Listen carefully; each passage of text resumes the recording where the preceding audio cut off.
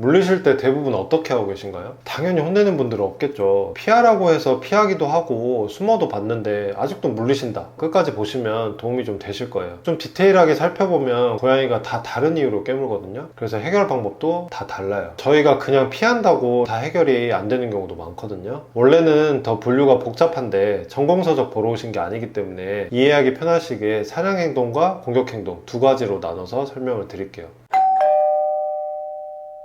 주로 밤에 많이 물리시거든요. 자려고 누웠더니 갑자기 달려와서 문다, 갑자기 나를 사냥하는 것 같다 하시는 분들이 많더라고요. 근데 특이한 건 고양이들이 별다른 소리를 내진 않아요. 으르렁거리거나 하악거리고 소리 지르고 이런 게 없거든요. 이런 경우 잘못된 사냥 행동이라고 해요. 미스다이렉티드, 사냥의 대상 설정이 잘못된 거거든요. 한마디로 사람을 사냥 대상으로 보는 거예요. 고양이가 지루할 때 나타날 수 있는 행동이고요. 환경이 좀 단조롭거나 사냥놀이가 부족해도 그럴 수 있어요. 이사하고 캣타워 둘 곳이 갑자기 없어졌다, 특히 보호자님이 바빠져서 갑자기 못 놀아주게 됐다, 이런 경우에 나타나기도 하거든요. 주말은 괜찮은데 평일에만 무는 경우도 있어요. 아무래도 보호자님하고 상호작용이 평일에 적잖아요. 그래서 그때 많이 생기기도 하는데요. 활동성이 증가하는 저녁, 밤 시간에 무는데 꼭 저녁이 아니어도 고양이가 활동을 시작하는 새벽 5시에 깨무는 경우도 많아요. 이것 때문에 잠을 못 자겠다 하시면 분리수면 추천드립니다. 잘못된 사냥행동을 해결하려면 본능의 배출구가 필요해요. 캣타워 같은 수직 공간 설치해 주시고요. 푸드 퍼즐 같은 것들로 환경을 단조롭지 않게 꾸며주시는 거죠. 캣타워 놓기가 어렵다 하시면 가구 동선을 좀 이어서 수직 공간을 만들어 주시는 게 좋습니다. 하루에 적어도 10분씩 두세 번은 사냥놀이를 꼭 해주세요.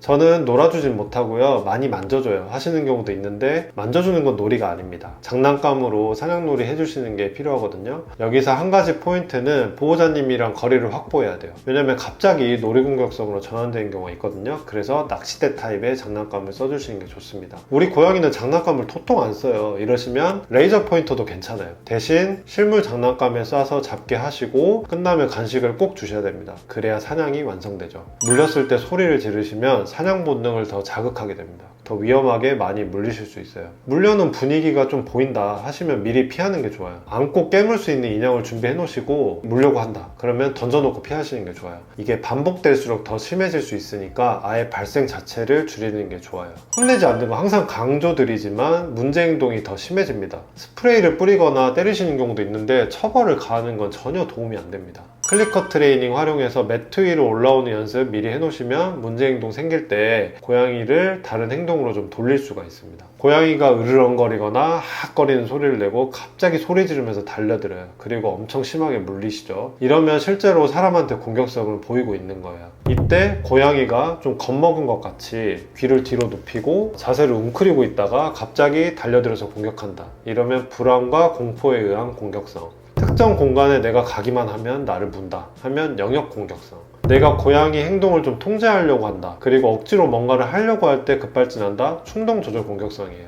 우리 동네에 길냥이가 많은데 밖에 고양이를 좀 보다가 아니면 고양이 소리가 많이 들릴 때 나를 공격한다 하면 공격성 전이, 즉 대상이 바뀐 공격성이에요. 앞에서 잘못된 사냥 행동에서 말씀드린 해결 방법들은 기본적으로 똑같이 해주셔야 되고요. 어떤 공격성들은 자극하는 원인을 제거하는 것만으로도 해결되기도 하거든요. 예를 들어서 손님이 오면 예민해진다, 손님 방문을 줄이면 되고요. 밖에 길냥이들 많다, 최대한 밖이 안 보이게 해주거나 이사를 가야 되는 경우도 있죠. 하지만 자극원을 제거하는 것이 어려운 경우가 많아요. 생각보다 아픈 고양이들이 문제 행동을 보이는 경우들이 많거든요. 실제로 미국에서도 행동진료로 의뢰된 고양이들 80% 정도가 건강 문제를 갖고 있는 경우가 있었어요. 그래서 건강검진을 꼭 받아보셔야 되고요. 건강 문제가 없다는 게 확인이 되면 그때 행동학 진료로 넘어가시는 걸 추천을 드려요. 행동학 진료는 문제 행동을 여러 각도에서 분석을 하고 필요한 경우에 약물까지 처방하는 그런 진료를 말하는데요. 고양이 상황에 맞는 약물 처방을 잘 하면 의외로 문제가 쉽게 해결되는 경우가 많습니다. 주로 선택적 세로토닌 수용체 차단제를 쓰는데요. 부작용이 있거나 치료 반응이 떨어지면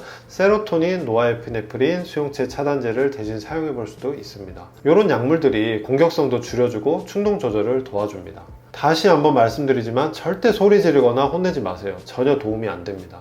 원치 않는 스킨십 때문에 물리는 경우에는 간단해요. 안 만지면 됩니다. 너무 아쉽다, 나는 만져야겠다 하시면 고양이가 원할 때만 짧게 부드럽게, 아시죠? 사실 고양이한테 좀 물릴 수도 있죠. 근데 이게 자꾸 반복되고 점점 심해지면 고양이랑 사이가 안 좋아집니다. 심하게 다치시는 경우도 있고요. 근데 그러다 보면 우리가 고양이를 대하는 태도가 달라지고 고양이 스트레스 행동을 무시하게 돼요. 아, 양아치 왜 또 저래, 이런 식으로요. 알고 보니까 어딘가 아파서 그랬을 수도 있고 스트레스가 많이 쌓여서 그럴 수도 있는데 놓치게 되거든요. 우리가 무시하게 돼요.